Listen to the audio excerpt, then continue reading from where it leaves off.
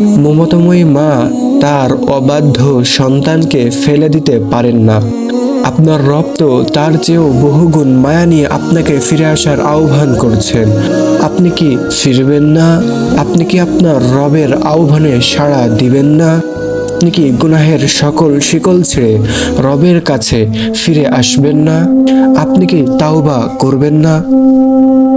হে আমার ভাই, হে আমার বোন, তাওবাহ মানে শুধু লজ্জিত হওয়া নয়। তাওবাহ মানে এক বুক আশা নিয়ে রবের রহমতে প্রত্যাবর্তন করা। আল্লাহ তাআলা আপনার পাহাড় সমান পাপের স্তূপ ধুয়ে দিতে কেবল এক ফোঁটা চোখের পানির অপেক্ষা করছেন। তিনি দেখতে চান তার বান্দা নিষ্কৃত কর্মে অনুশোচনায় গভীর রজনীতে জায়নামাজে দুফোঁটা পানি ফেলে কিনা। মনে রাখবেন, আপনি আপনার রবের দিকে এক কদম এগিয়ে আসলে তিনি 10 কদম এগিয়ে আসেন। আপনি হেঁটে আসলে তিনি দৌড়িয়ে আসেন আপনাকে আগলে নিতে, আপনাকে অসীম রহমতের চাদরে আবৃত করতে।